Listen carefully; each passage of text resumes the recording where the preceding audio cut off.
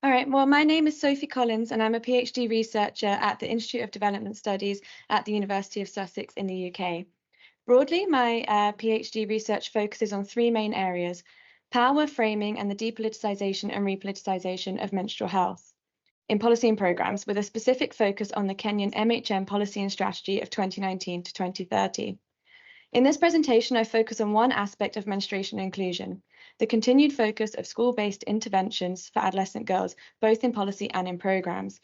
I explore some of the reasons for this and some of the possible implications for future menstrual health policy development. The topic of adolescent girls and school-based interventions being central to menstrual health initiatives, especially in the Global South, has garnered substantial amount of scrutiny. In this presentation, I highlight some of the risks associated with maintaining this focus, especially in the context of policies with a broader objective. Recent international development trends advocate for expanding menstrual health beyond school-based interventions, framing it as a human right. Right now, I don't have time to go into the complexities of this, but I know that our colleagues will speak about that later today. But what I will say is this shift is also reflected in the Kenyan National MHM Policy.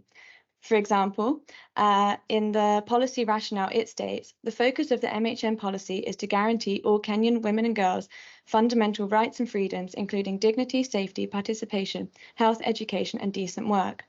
And what we see here are many rights that the policy seeks to address are extending beyond the realm of adolescent girls and a narrowed focus of the provision of products in schools. To achieve this, the policy is built on three key pillars: access to safe and affordable products, proper disposal mechanisms of menstrual products, and breaking the silence and stigma around menstruation.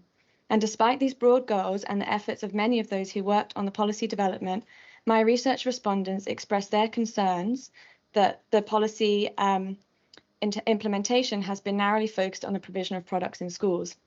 As you can see on this slide, the quotes from my respondents highlight how the provision of products and the continued focus on wash interventions stems from perceptions of ease or pre-existing favourability for these types of intervention. However, the Kenyan National MHM Policy is not the only government-led intervention for menstrual health in Kenya. In 2017, Kenya became the first country in the world to mandate the free provision of menstrual products to schoolgirls through the amendment to the Education Act. This legislation required the provision of free, sufficient and quality menstrual pads and safe disposal mechanisms. Then in 2023, a senator in the Kenyan parliament introduced the Period Products Bill, which again centred on supplying menstrual products to Kenyan schools. Her arguments for this bill centred around the lack of government commitment to the amendment to the Education Act and the National MHM Policy. I highlight these two other government-led legislative acts because what emerges is a continued focus on adolescent girls and school-based interventions.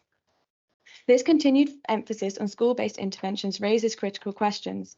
My PhD argues that this can be attributed to framing and power dynamics, resulting in the depoliticisation of menstrual health despite its inclusion in policy frameworks. I explore multiple forms of power, from the financial power of multilaterals who fund policy development and influence the policy framing. Patriarchal power also plays a strong role in promoting certain framings of menstrual health, often aligning with the dominant wash framing, promoting menstrual concealment. These power dynamics encourage self-regulation behaviours among menstruators, reinforcing the focus on product provision and wash interventions. I end this presentation by thinking about what the possible implications of this are, especially in policy. While the Kenyan MHM policy aims to address broader menstrual health needs, factors such as funding mechanisms and other government-led objectives have meant the policy is still steered towards the provision of products to girls in schools.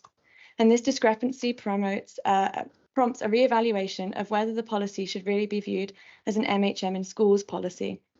I wonder, what does this limited focus on and implementation on the other areas of the policy do for our perceptions and framings of menstrual health? Are these policies, bills and acts really about menstruation, or are they part of a broader education agenda? And why should that matter? I argue that it matters because if we go back to the policy objectives and indeed the theme of this conference of menstruation and inclusivity, we need to look at who is being left behind when certain areas of the policy are being neglected. And more importantly, how do practitioners, governments, and others who are implementing the policy start to put in place mechanisms by which not just the rights, but the justice of all menstruators can be achieved, and not a limited range of rights or the rights of a certain group of people because of ease. Fantastic. Thank you.